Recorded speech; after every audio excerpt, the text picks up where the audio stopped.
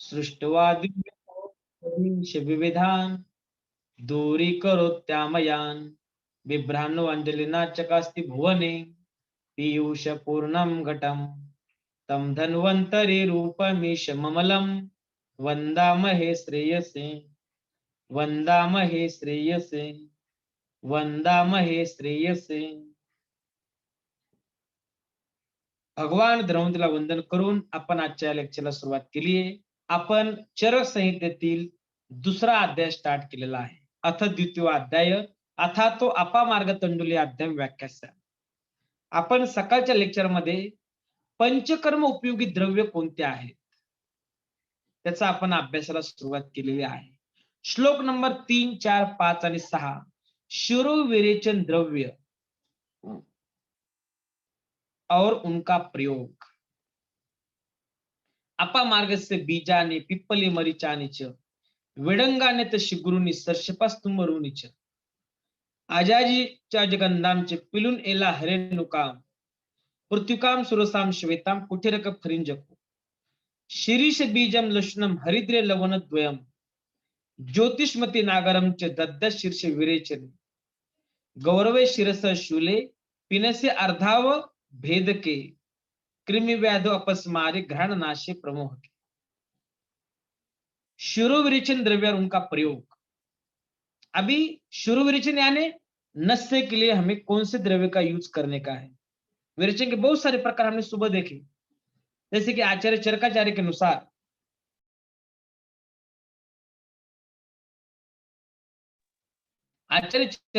अनुसार नावन्नस्य औपीडन्नस्य धमापन्नस्य धूमन्नस्य और प्रतिमर्शनस्य। आचार्य वाग्भटाचार्य के अनुसार विरेचनस्य बृहन्नस्य क्षमन्नस्य बहुत सारे प्रकार। उसके लिए कौन से द्रव्य का यूज करना है। नस्य उपयुक्त द्रव्य है अपामार्ग पिप्पली मरीच विडंग शिग्रु सर्षप तुम्बरु अजाजी अजगंधा पिल्लू एला हरिणुका पृथ्विका सुरसा श्वेता कुटेरक फनिजक शीर्ष बीज लहसुन हरिद्रा दारू हरिद्रा सेंधव नमक काला नमक जुष्मती एवं नागर, इन सभी द्रव्यों का नस्य शिरोविरेचन के लिए प्रयोग करना चाहिए। तो नस्य का यूज क्या है। ऊर्ध्वजत्रुविकारेषु देशात् नस्य मिश्यते नासाहि शिरसो द्वारम तेन तद्व्याप्यन्ति तान्। ऊर्ध्वजत्रु जितने भी विकार है उनके लिए है नस्य। तो शिरोविरेचन द्रव्य है उनका प्रयोग कौन कौन से व्याधि के ऊपर होता है देखो। गौरव शिरस शूले शिरशूल पिनस रोग अर्धाव भेदक कृमि अपस्मार घ्राण नाश और प्रमोह के, ये हो गए शिरोविरेचन द्रव्य। आगे है वमनार्थ द्रव्य।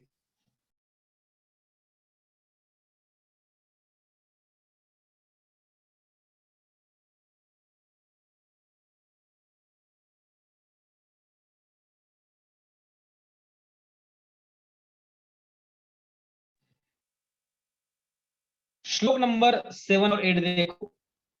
वमनार्थ द्रव्य, वमनार्थ द्रव्य यहां बताया है मदनम मधुकम निम्बम जिमुतम कृत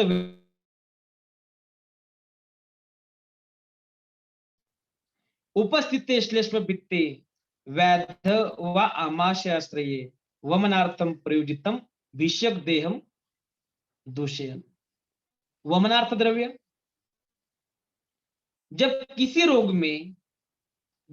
रोग ने आमाशय में स्थान बना लिया हो और कफ तथा पित्त वमनोन्मुख हो तब शरीर को किसी प्रकार की हानि न पहुंचे, इसके लिए सावधान होकर निम्नलिखित औषधियों को वमन के लिए प्रयोग करना चाहिए। तो वमनार्थ तत्र दोष हरणम ऊर्ध्व भागम तत्व वमनम। कफ दोषों के लिए वमन चिकित्सा हम करते हैं पंचकर्म में, तो वमनार्थ कौन से द्रव्य यूज करते हैं यही दिया है। सबसे श्रेष्ठ है मदन फल द्रव्य। मदन फल द्रव्य का वर्णन करते हुआ अनपायित्वात ऐसा बताया है। कोई बाधा कर नहीं है, कोई कॉम्प्लिकेशन करने वाला नहीं है। इसलिए मदन फल सर्वश्रेष्ठ द्रव्य बताया है वमन में। और कौन से द्रव्य है वमनार्थ? देखो, मदना मधुकम निम्बम जिमुतम कृतवेदनम। तो मदन फल, मूलहटी, नींब, जिमुत, कृतवेदन, पिपल, कुटज, इश्वाकु, एला, धामार्गव, ये सभी वमनार्थ द्रव्य है। एग्जाम में क्वेश्चन ऐसा आएगा, निम्नलिखित कौन सा शिरोविरेचन द्रव्य है, निम्नलिखित कौन सा वमनार्थ द्रव्य है? तो आपको समझ में आना चाहिए कि वमनार्थ कौन सा है और शिरोविरेचनार्थ कौन सा है।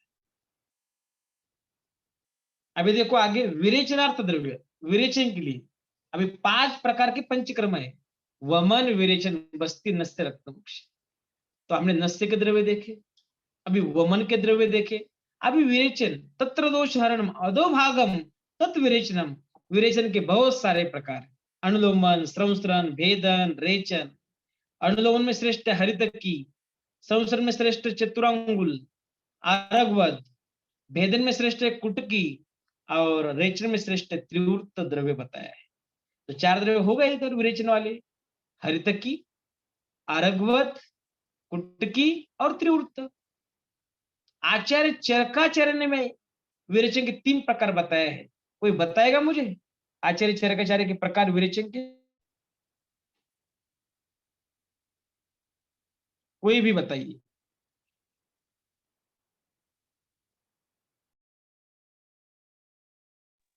सुख विरेचन, मृदु विरेचन और तीक्ष्ण विरेचन। त्रिवृत्त सुख विरेचना, चतुरांगुल मृदु विरेचना, स्नुहिक्षीर तीक्ष्ण विरेचना। समझ में आया आपको? तो सुख विरेचन कौन है? त्रिवृत्त बताया है, मृदु विरेचन आरगवत बताया है और तीक्ष्ण विरेचन स्नुहिक्षीर बताया है। ये भी द्रव्य आपको समझ में आया। और भी विरेचन के प्रकार, स्निग्ध विरेचन और रुक्ष विरेचन। चलो देखते हैं विरेचन द्रव्य किस किस से विरेचन हो सकता है। दोषों को गुद मार्ग से बाहर निकालना, उसे ही विरेचन कहा है। विरेचनार्थ द्रव्य, त्रिवृता त्रिफलाम दंती, नीलिम सप्तलाम वचाम, कंपिलकम गवाक्षिम च, क्षीरणी मुद क्रियकाम, पिलुने पिलुनारगद्राक्षा, द्रवंति निचुलानि च, पक्वाशय गते दोषे विरेकार्थ प्रयोजयेत्।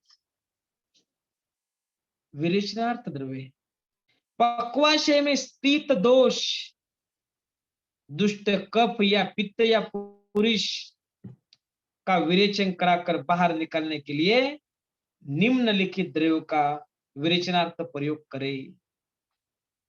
कौन कौन से हो? त्रिवृत्त, हमें देखा त्रिवृत्त सुख विरेचना। त्रिफला, त्रिफला में क्या है? हरितकी, विवितकी और आमलकी। तो तीनों मिला के विरेचन कर्म करते। जैसे कि उसमें एक एक आपने दे दिया, हरित की दे दिया सिर्फ, तो हरित का अनुलोमन करेगी, लेकिन आमलक की विरेचन नहीं करती। आमलक की तो रसायन काम करने वाली, आमलक की तो कषाय रसात्मक बताइए। हरित की और आमलक की में क्या फर्क है? हरित की भी पंचरसात्मक है, आमलक की भी पंचरसात्मक है, लेकिन कार्य अलग है। हरित की अनुलोमन करती है तो आमलक की रसायन कर्म करती है। लेकिन वो सब मिले, हरित की, विविध की, आमलक की, त्रिफला, त्रिफा चूर्ण मात्र विरेचन करता है। इसलिए सेपरेट वर्णन नहीं किया द्रव्य का, हरित की, विविध की, आमल का, ऐसा वर्णन नहीं किया आचार्य ने। इतने होशियार थे, त्रिफला बता दिया। लेकिन सेपरेट सेपरेट यूज करेंगे तो उनका प्रयोग अलग तरह से होगा। समझ में आया? लेकिन कॉम्बिनेशन में करेंगे तो काम करेगा। जैसे उन्होंने बताया त्रिवृत्त, कोई कॉम्बिनेशन किया उसमें नहीं, एक ही द्रव्य बताया, त्रिवृत्त सुख विरेचना नाम है, विरेचन करने वाला है। विरेचन, रेचन की व्याख्या बताए, पक्व में तो पक्व हुआ मलादि द्रवताम नए रेचे विज्ञेयम। त्रिवृत्त श्रेष्ठ बताया रेचन। उसके बाद है दंती, नीलिनी, सप्तला, वचा, कंपिल्लक, गवाक्षी, क्षीरिणी, उदक्रियका, पिल्लू, आरगवत, द्राक्षा, द्रवंती एवं निचुल के मूल का और शेष द्रव्य के फल का प्रयोग करना चाहिए। इसी तरह ये हो गए विरेचन द्रव्य। आस्थापन बस्ती द्रव्य अभी आया, नस्य देखा, वमन देखे हमने, विरेचन देखे, अभी आस्थापन बस्ती द्रव्य। इसमें एमसीक्यू क्या है, पीजी एंट्रेंस की तैयारी कर रहे हैं हम, सभी द्रव्य आपको समझने चाहिए। नीचे में से कौन सा द्रव्य वमनार्थ है, विरेचनार्थ है, नस्यार्थ है, कोई भी द्रव्य आ सकता है, एक क्वेश्चन तो आता ही है, आपको आना चाहिए। पूरी संहिता इंपॉर्टेंट है, पूरी संहिता आपके दिमाग में चाहिए, इसलिए हम पूरी लाइन टू लाइन संहिता पढ़ते हैं।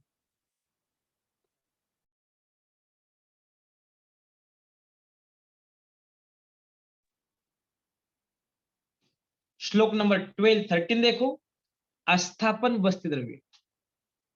आस्थापन यानी आस्थापन ये निरोह बस्ती का पर्याय बताया है। बस्ती के 3 प्रकार है, निरोह बस्ती, अनुवासन बस्ती और उत्तर बस्ती, मुख्यतः 3 प्रकार है। तो अनुवासन बस्ती का द्रव्य अलग है और अनुवासन बस्ती का द्रव्य अलग है।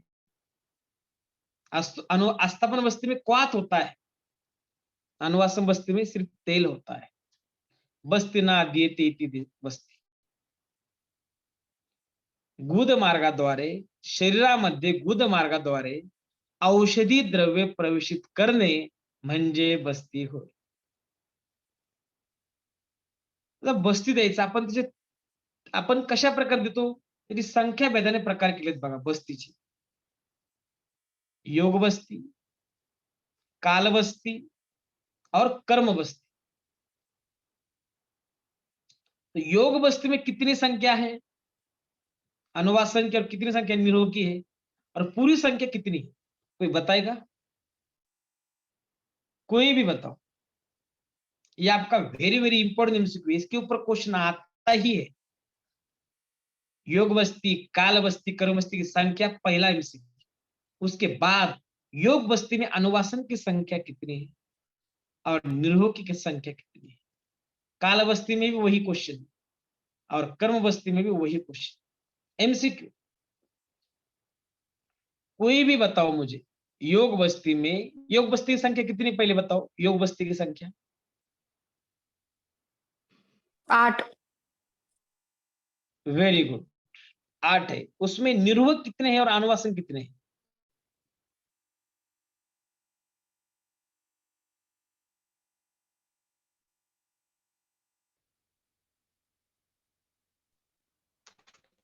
लिखो उसमें निरोह,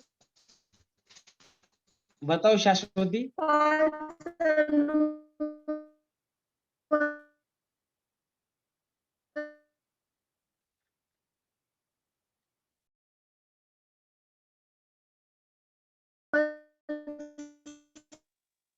ठीक है, 5 निरोह,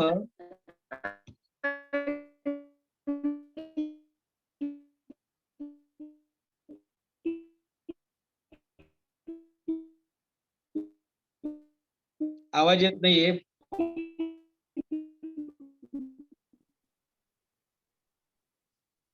5 5 अनुवासन आणि 3 निरोह। 5 अनुवासन आणि 3 निरोह। अच्छा, वेरी गुड। 5 अनुवासन बताए हैं और 3 निरोह बताए हैं। पहले 2 अनुवासन देने हैं, उसके बाद निरोह अनुवासन, निरोह अनुवासन, और लास्ट के 2 भी अनुवासन देने हैं। समझ में है आपको? तो अनुवासन की संख्या होती है 5 और निरोह की संख्या होती है 3, सभी मिला के हो गए 8। योग बस्ती की संख्या है 8। सेकंड है काल बस्ती। काल बस्ती की संख्या कितनी है, कोई भी बताओ। काल बस्ती 16। करेक्ट। काल बस्ती की संख्या आचार्य चरकाचार्य के अनुसार 16 बताया है, आचार्य वाग्भटाचार्य ने 15 बताया है। और 16 में 10 अनुवासन है और 6 निरोह बताए। कर्म बस्ती की संख्या कितनी है? 30। करेक्ट। इसमें अनुवासन कितने हैं और निरूह कितने हैं? एमसीक्यू है, बाकी कुछ नहीं, एमसीक्यू है इसमें।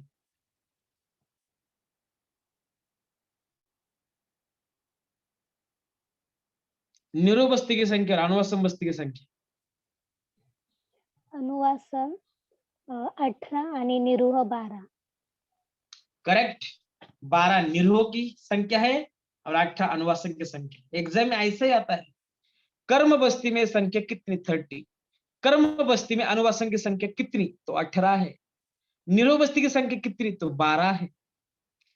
तो अभी देखते हैं इस योग कर्म का काल बस्ती जो उन्हें यह संख्या बताइए। तो निरूह बस्ती के लिए द्रव्य कौन से यूज करने वाले हैं? श्लोक नंबर 12 और 13 में दिया है। पाटलाम च अग्निमंथम च बिल्वम शोनाकमेव च काश्मर्य शालपर्णिम च कृष्णपर्णिनिदिग्धिकाम् बलाम श्वद्रष्ट्राम बृहतीम एरण्डम स पुनर्नवम यवान कुलत्थान कोलानी गुडुचि मदनानि च पलाशम कतृणम चैव स्नेहांश लवनानि च उदावर्ते विबंधेषु युञ्जत आस्थापनेषु च। आस्थापन बस्ती द्रव्य शरीर को स्थापित करता है, इसलिए उसे आस्थापन कहा। दोषों का हरण करता है, इसलिए उसे निरूह कहा। कौन दोषों का हरण करने वाला है? कौन से दोषों के लिए श्रेष्ठ बस्ती चिकित्सा बताइए? तो वात दोष के लिए। वात दोष का स्थान क्या है? पक्वाशे कटि शक्ति श्रोत्रास्ति स्पर्शनेन्द्रियम स्थानम वातस्य तत्रापि पक्वाधानम विशेषतः। गुद मार्ग से शरीर में औषध द्रव्य प्रवेशित करने वाले हैं और शरीर का शोधन करने वाले। कौन से ऐसे द्रव्य है जो वात का क्षमन करने वाला है? क्योंकि वात की सर्वश्रेष्ठ चिकित्सा बस्ती बताई और बस्ती को अर्ध चिकित्सा बताया है काय चिकित्सा। रक्तमोक्षण को अर्ध चिकित्सा बताया है शल्य तंत्र में। तो आस्थापन बस्ती में देखो, उदावरता और मल मूत्र के अवरोध में निम्नलिखित द्रव्यों का आस्थापन बस्ती के रूप में प्रयोग करना चाहिए। पाटला, अग्निमंत, बिल्व, शोना, काश्मर्य, शालिपर्णी, कृष्णपर्णी, निदिग्धिका, बला, सुदृष्टा, बृहति, एरण्य, पुनर्नवा, यव, कुलत्थ, कोल, गुडुचि, मदन, पलाश, कतृण, चारों प्रकार के स्नेह और पांचों नमक, ये सभी आस्थापन बस्ती द्रव्य है। दशमूल जितने भी दिए, लघु पंचमूल, बृहत पंचमूल, आस्थापन बस्ती के द्रव्य। उसमें 5 लवण भी, 5 नमक जो है पंच लवण, वही भी समाविष्ट है। 4 स्नेह गुरुत्व तेल वह समझ, वही भी समाविष्ट है। आस्थापन बस्ती द्रव्य। आगे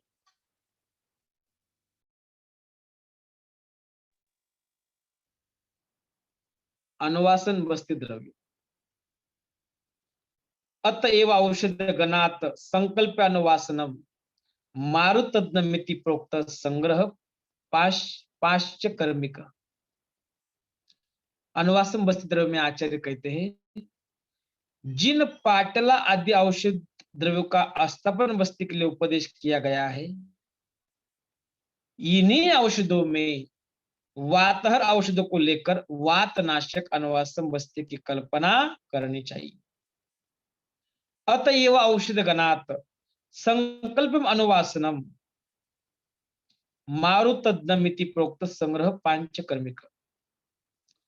इस प्रकार नस्य, वमन, विरेचन, आस्थापन और अनुवासन, पांचों कर्मों के लिए संक्षेप में औषधों का उपदेश कर दिया।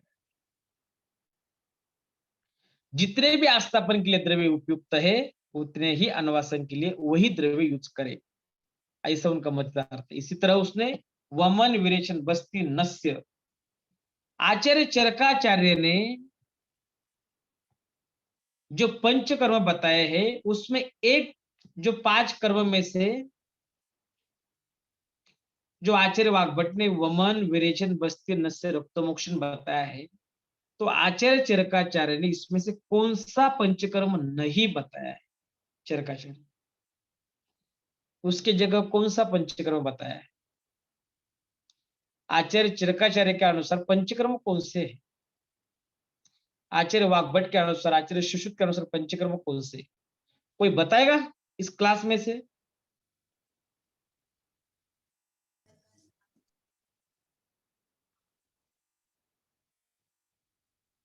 अरे बताइए।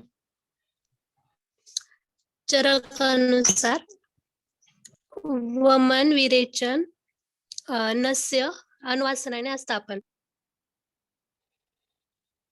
Very good. और वाग्भट के अनुसार, सुश्रुत के अनुसार?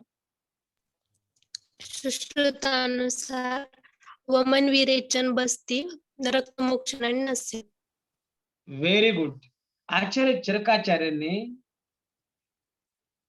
वमन, विरेचन, नस्य, अनुवासम बस्ती और निरोह बस्ती, ये 5 पंचकर्म बताए। म्हणजे बस्ती के जो 2 प्रकार है उसको 2 पंचकर्म कर दिए, निरोह और अनुवास।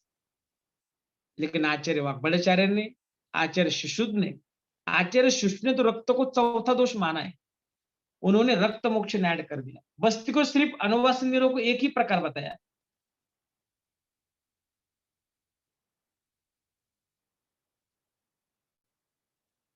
तो वमन, विरेचन, बस्ती, वमन, विरेचन, बस्ती, नस्य और रक्त मोक्ष ऐड किए आचार्य वाग्भट और आचार्य सुश्रुत। इसी तरह हमने सभी द्रव्य कौन कौन से यूज करते वो देखा अभी। आगे पूर्व कर्म पूर्वक पंचकर्म करने का उपदेश। तानि उपस्थित दोषानाम स्नेह स्वेदोपपादने पंचकर्माणि कुर्वित मात्रा कालो विचारय। जिन रोगियों में दोष शाखा छोड़कर कोष्ठ में आने से और लीनत्व चिपकना के परित्याग के कारण बहिर्गमनमुख हो, उन रोगियों का स्नेहन तथा स्वेदन कराकर मात्रा और काल का विचार करते हुए नस्य, वमन, विरेचन, अस्थापन, अनुवासन इन 5 कर्मों का प्रयोग करना चाहिए। तानि उपस्थित दोषानाम स्नेह स्वेदोपपादने, जो उपस्थित दोष है, जिन रोगियों में दोष बहिर्गमनमुख हो, उन रोगियों को स्नेहन तथा स्वेदन कराकर। स्नेहन स्वेदन किसे करते हैं और स्नेह स्वेदन का फायदा क्या है? कोई बताएगा मुझे? स्नेहन से दोषों का क्या होता है, स्वेदन से क्या होता है, और पंचकर्म के पूर्व स्नेहन स्वेदन क्यों? बताइए। पंचकर्म पूर्व स्नेहन स्वेदन क्यों? कोमल जाधव।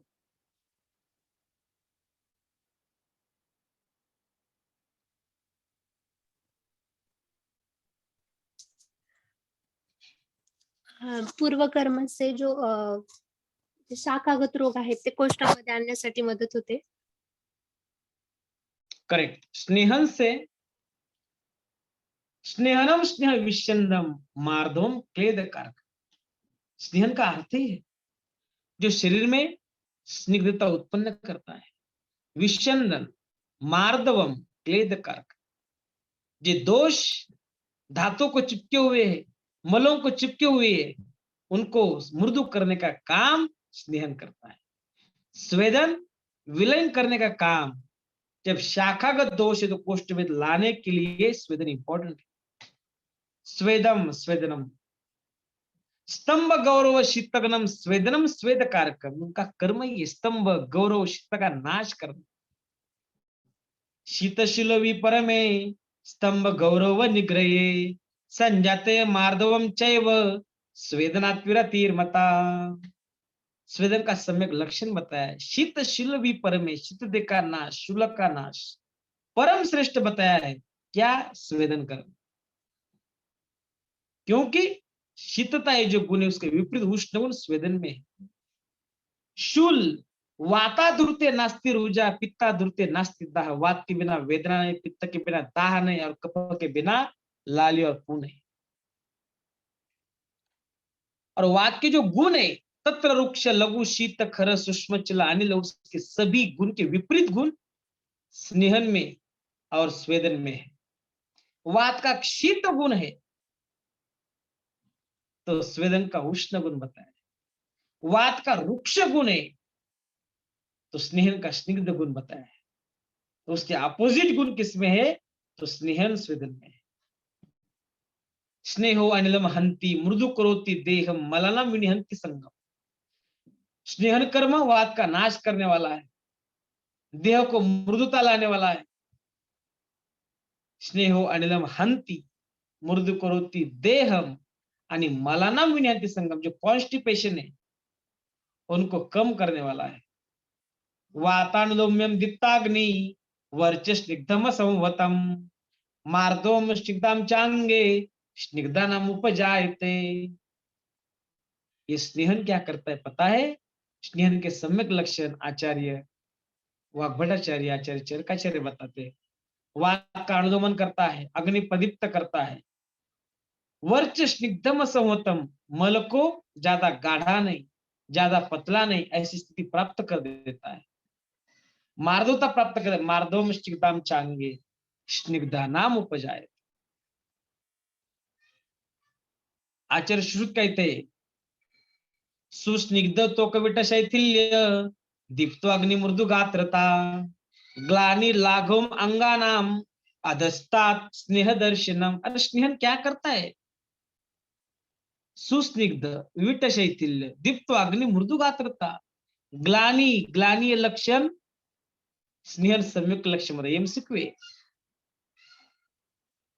सुस्निग्ध विट शैथिल्य दीप्तो अग्नि मृदु गात्रता ग्लानि लाघवम अंगानाम अधस्तात स्नेह दर्शनम।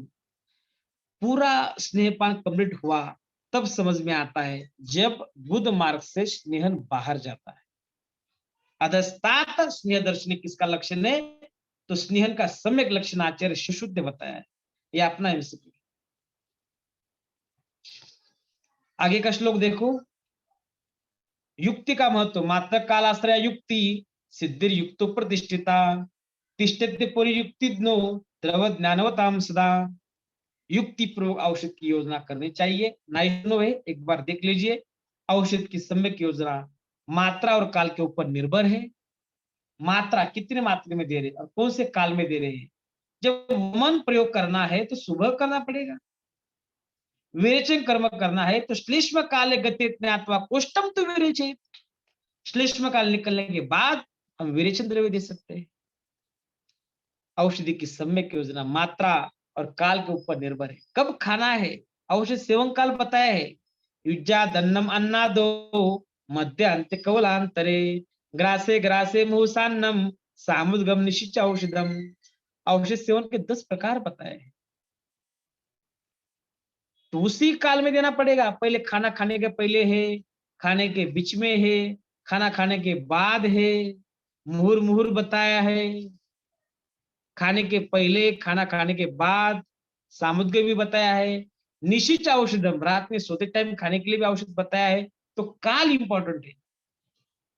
औषध की सम्यक योजना मात्रा और काल के ऊपर निर्भर है और सम्यक योजना से ही कार्य की सिद्धि सफलता होती है। इसलिए द्रव्यों का ज्ञान, नाम गुण स्वरूप आदि का ज्ञान रखने वालों को ही अपेक्षा औषध योजना निपुण चिकित्सक को सदैव उच्च प्रतिष्ठा प्राप्त होती है। श्लोक नंबर 17 अष्टम विंशति यवागु वर्णन। अभी इस अध्याय में देखो ना, अपामार्ग तंडुलिया नाम में सब कुछ दिया है। अपामार्ग मीन्स ये तो नस्य द्रव्य है। पहले तो सब पंचकर्मार्थ द्रव्य बताए और अभी चालू कर दिया उन्होंने यवागु का वर्णन। मंड पेया विलिपि यवागु। किसे मंड कहते हैं, किसे पेया कहते हैं, किसे विलिपि कहते हैं, किसे यवागु कहते हैं, उसकी डेफिनेशन आप एक बार देख लीजिए। तो अभी यवागु क्या दिया है आचार्य चरकाचार्य ने, देखते हैं। अतऊर्ध्वं प्रवक्ष्यामि यवागुर विविध औषधा विविधानां विकाराणां तत्साधनं निवृत्तये।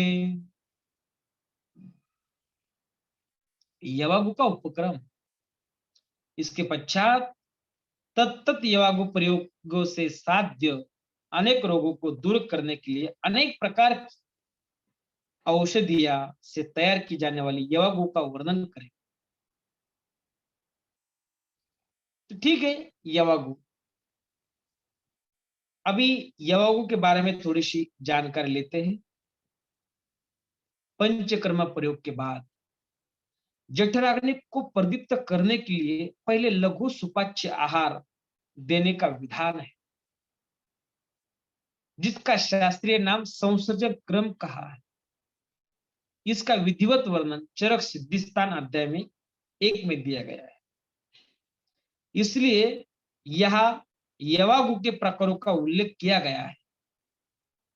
औषध द्रव्यों की मात्रा नहीं बतलाई गई है, क्योंकि मात्रा का प्रमाण सबके लिए समान नहीं होता। अपितु जिस व्यक्ति को औषध सिद्ध यवागु का प्रयोग करना हो, उस व्यक्ति के दोष, अग्नि, बल, वय, रोग, कोष्ठ आदि का विचार कर मात्रा का निश्चय किया जाता है। यवागु साधन द्रव्य 2 प्रकार के होते हैं, एक वीर्य प्रधान औषध द्रव्य और सेकंड रस प्रधान आहार द्रव्य। यवागु साधन द्रव्य 2 प्रकार के, वीर्य प्रधान और रस प्रधान। फिर औषध द्रव्य के 3 प्रकार होते हैं, तीक्ष्ण वीर्य, मध्यम वीर्य और मृदु वीर्य। तीक्ष्ण वीर्य यानी शुंठी आदि, मध्यम वीर्य यानी बिल्व आदि और मृदु वीर्य यानी आंवला आदि। इनकी मात्रा क्रमशः 1 तोला, 2 तोला और 4 तोला है। वर्तमान काल के व्यक्तियों के शरीर को देखते हुए यह उचित प्रचित होता है कि औषध मात्रा 12 ग्राम ली जाए और उसे 64 गुना जल में पकाया जाए, तब आधा बचे तो छान ले, फिर उसे आधे जल में 5 या 5.5 तोला चावल डालकर पकाया जाए। जब चावल अच्छी तरह पककर कणों के रूप में बिखर जाए तो उसे उतारकर प्रयोग में लाया जाए। इस विधि में प्राचीन यवागु निर्माण की मान्यताओं की संगति में बैठ जाती है। तो यवागु का इधर वर्णन किया है। तो देखते हैं अभी कितने कौन कौन सी यवागु बताई है। कल हम पेया, मंड, विलेप्य और यवागु इसका वर्णन करेंगे। आप सभी भी एक बार देख लीजिए। पेया किसे कहते हैं, मंड किसे कहते हैं, विलेपी किसे कहते हैं, यवागु किसे कहते हैं, उनमें कितने मात्रा से कितना पानी होता है, कितने पट पानी होता है, इसका यूज क्या है, वो सब इंपॉर्टेंट एमसीक्यू है। अभी इस अध्याय में जो यवागु बताई है, हमें कितने प्रकार बताए यवागु के पता है? 28 प्रकार की यवागु बताई और एग्जाम में आती है। अग्नि प्रदीपक शूलनाशक यवागु, पाचनी एवं ग्राहिनी पेया बताई है, वातज विकारनाशक पेया, पेया का भी वर्णन है, यवागु का भी वर्णन है।